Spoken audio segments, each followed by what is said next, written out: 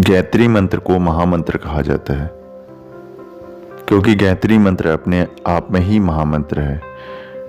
गायत्री मंत्र को मंत्रों का मंत्र भी कहा जाता है। गायत्री मंत्र के हर अक्षर में बीज मंत्र है, अर्थात गायत्री मंत्र में 24 बीज मंत्र है, जो दुनिया के सबसे ज़्यादा बीज मंत्र वाले मंत्रों में से एक है। बहुत सारे मंत्र होते हैं, वैदिक मंत्र होते हैं जिसमें 1 या 2 बीज मंत्र होते हैं, परंतु गायत्री मंत्र एक ऐसा मंत्र है जिसमें 24 बीज मंत्र हैं।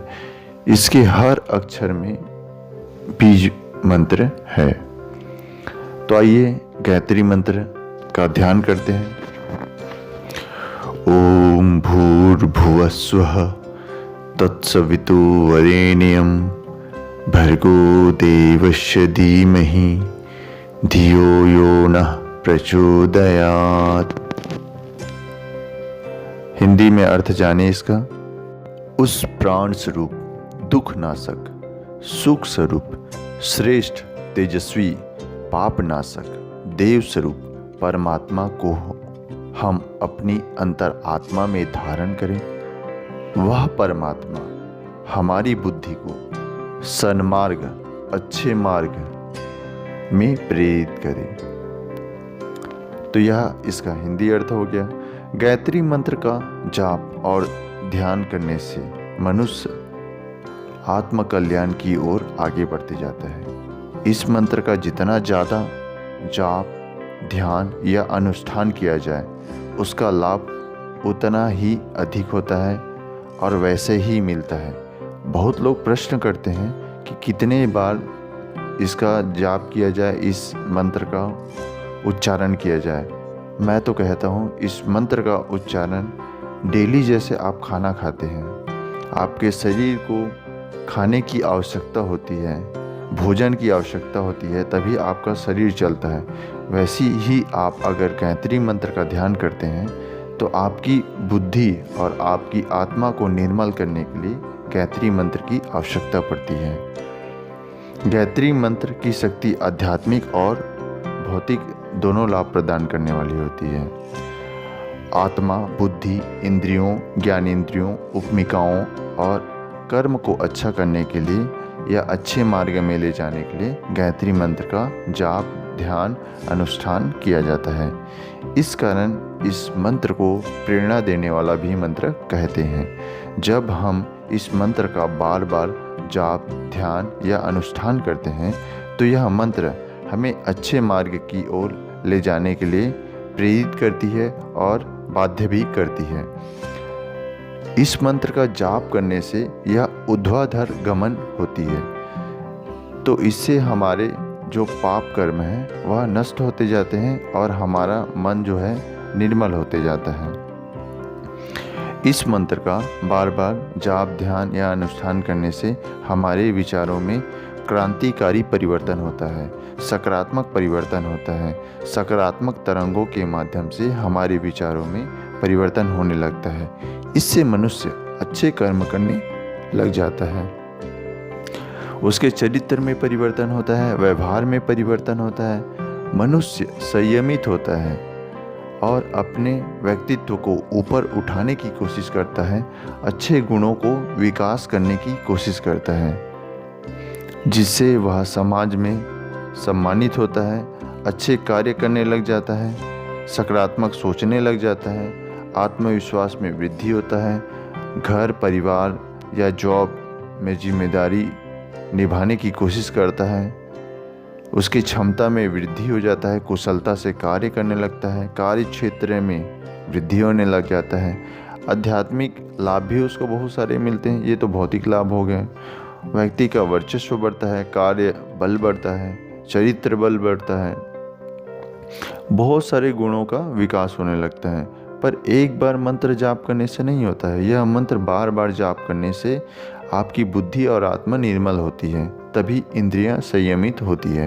तो इस मंत्र को आप जितना ज़्यादा जाप करेंगे या ध्यान करेंगे, यह मंत्र आपको उतना ज़्यादा फल देते जाएगा।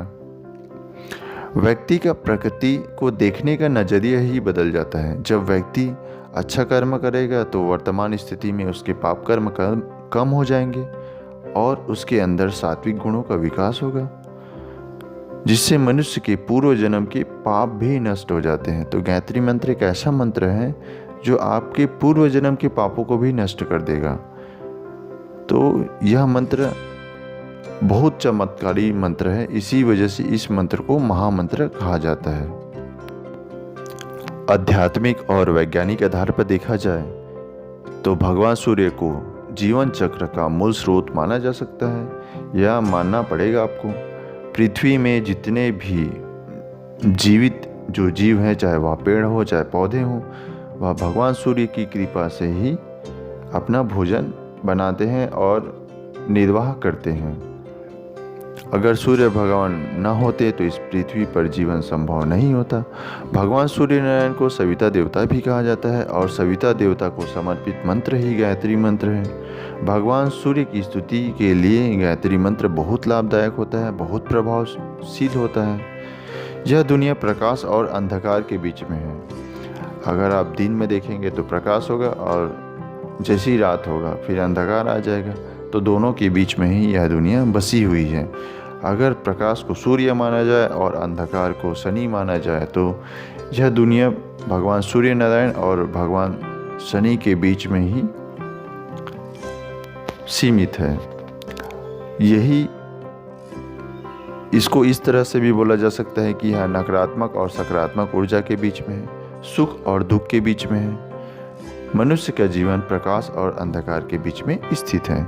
जब हम गायत्री मंत्र का जाप, ध्यान या अनुष्ठान करते हैं तो गायत्री मंत्र हमें सद्मार्ग की ओर प्रेरित करता है, तो हम अच्छे कर्म करने लग जाते हैं।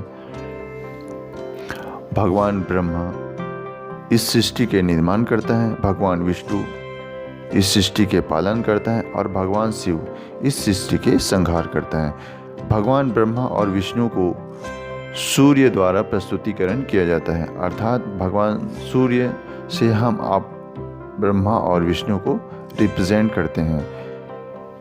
तो भगवान सूर्य के कारण हमारे जीवन में प्राण स्वरूप, सुख स्वरूप, श्रेष्ठ, तेजस्वी, देव स्वरूप जैसे गुणों का विकास होता है और हम अच्छे कार्य करते हैं, भगवान से प्रेरणा लेते हैं और अच्छे मार्गों का अनुसरण करते हैं। तो हमारे जो दुख हैं वो सुख में परिवर्तित होते जाता है और हम आगे बढ़ते जाते हैं, जिससे हमारी आत्मा पवित्र होती है, मन स्वच्छ होता है और हम अच्छे मार्ग का अनुसरण करते हैं। वैसे ही भगवान शिव इस सृष्टि के संहार करता है, अर्थात उसको भगवान शनि द्वारा प्रस्तुतिकरण किया जा सकता है, भगवान शनि से उसको रिप्रेजेंट किया जा सकता है। भगवान शनिदेव हमारे दुख नाशक, पाप नाशक हैं। जैसे हम कर्म करते हैं वैसे ही हमको भगवान शनिदेव फल देते हैं। कर्म के देवता तो भगवान शनिदेव को ही माना गया है हिंदू धर्मशास्त्र में। तो अगर हम जैसा कर्म करेंगे उसी के अनुसार भगवान शनिदेव हमको वैसा ही फल देते हैं। तो अगर हम अच्छे कर्म करेंगे तो अच्छा फल मिलेगा और बुरे कर्म करेंगे तो बुरे फल मिलेगा।